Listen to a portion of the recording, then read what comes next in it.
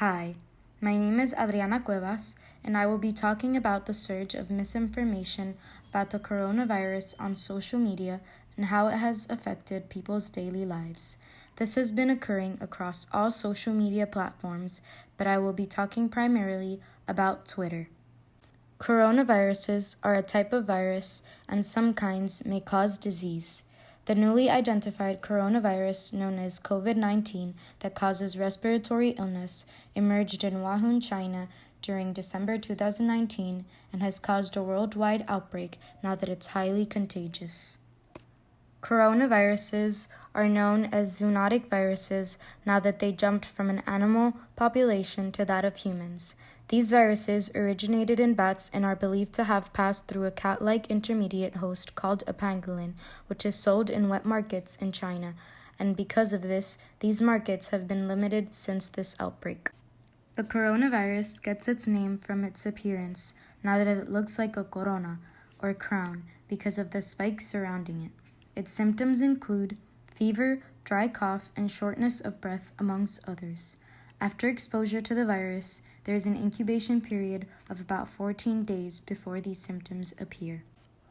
However, there are people that don't experience any of these symptoms, but they may still be carriers of the virus, and therefore contagious to those around them. So right now, the best thing we can do is stay at home. A vaccine for the disease has not been found yet, but there are many studies underway to find one as soon as possible. For now, people that get infected are treated with supportive measures that help relieve the symptoms it causes, but there are many ways to prevent getting the virus in the first place.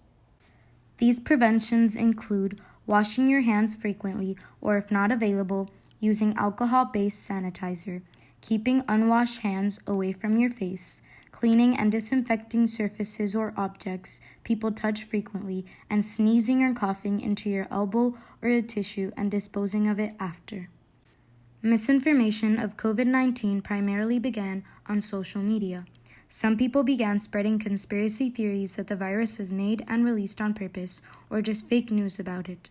Others began spreading at-home remedies and other ways that could immunize or cure individuals from the virus, but they're obviously not true. People began making up false cures, ways to become immune, or ways to prevent getting infected, and people believed it and continued sharing it along. Here are some examples of false information that has been going around. If you are ever in doubt, search for information on your own from reliable sources. People on social media platforms, specifically Twitter, began the spread of conspiracy theories that the virus was made on purpose in high-end labs by order of the Chinese government and released to the population in order to decrease it. However, the biggest problem is people believed it and continued circling the information around. As the spread of all this misinformation began to get out of hand, Twitter made efforts to control harmful and misinforming tweets about the coronavirus by reinforcing their policies, which became less strict as these rumors rapidly increased. However, these updated guidelines do not flag or completely remove false tweets. The company has instead focused on counterattacking false information by providing accurate, true information. They have neglected policies against misinformation now that they consider themselves a space for free speech.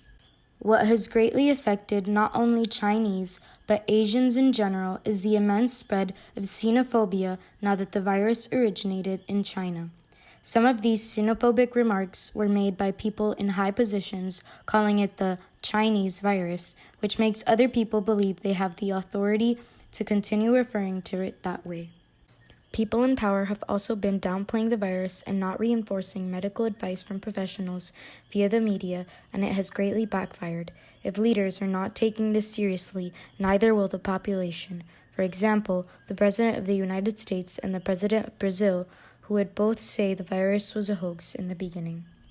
Also, on national TV, Donald Trump has announced the measures recommended by the World Health Organization and right after expresses that he doesn't find it necessary to follow them and that he won't be doing so.